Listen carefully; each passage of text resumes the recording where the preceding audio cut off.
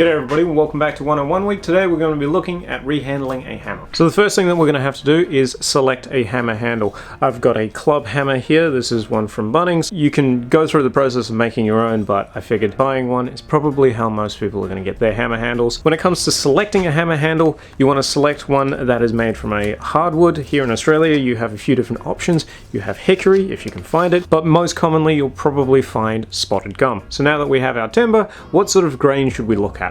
This is a good grain. You can see that the grain is relatively straight, there's no major knots in it, there's no major cracks. What we're going to do is, first things first, we're going to shave this top of this handle down so that it fits into the head. There's a few different ways that you can do this. You can do this with a belt sander, an angle grinder with a flap disc, or you could use files, or traditionally it would have probably been done with either a spoke shave or a draw knife.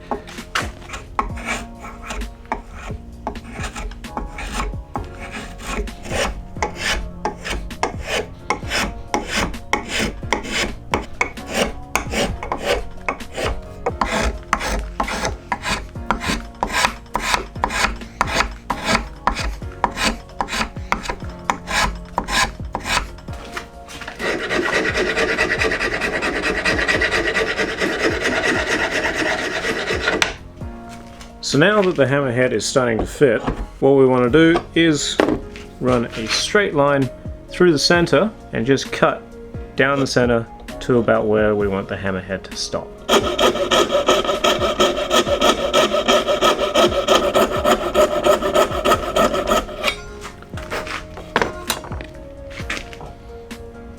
Cool. Now what we'll do is we'll continue to shave this down until this is a nice snug fit. Trying to make sure to keep this square to the hammer handle, just taking our time with it. Don't want to go too far too quick because then you can mess it up. Now that we have this pretty much fitting all the way down to where we want it to, we can set the hammer by bashing the base down and it'll move the hammer down, or even tap it from the other side. And that will set up pretty much at our depth. So we can sort of see how this hammer is going to feel, see whether or not we're happy with the size and weight and where everything's distributed, whether or not it's nice and straight, which it's a little bit off. Now we can make sure that the handle is the way that we want to by being able to take this off and sort of test fitting it every now and then until we are happy with everything.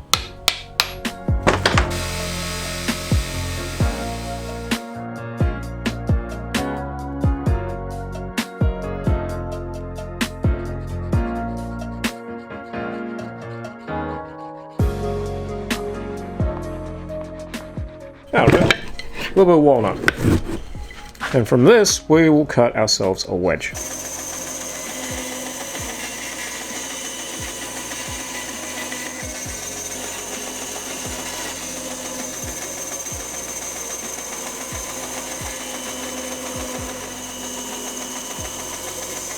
So we're going to take our hammerhead, place it on, a few good taps to get it up the hammer handle.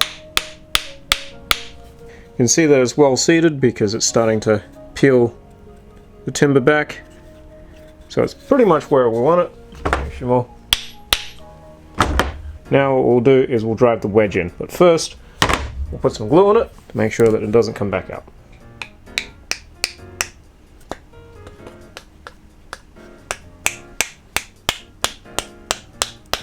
Just gently tap that all the way down.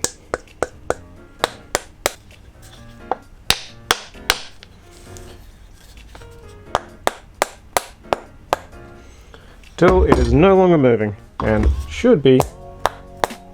Oop, and I split it. Damn it! Now give that 24 hours to dry, sand off the top, and you'll have a brand new hammer ready to go.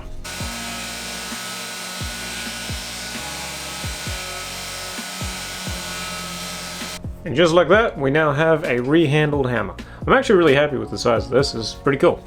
So I hope you guys enjoyed, and I hope you found it helpful and enlightening. I hope to catch you tomorrow in the next episode of 101 Week, where we will be doing something completely different. But until then, remember to stay safe, happy crafting, and as always, cheers.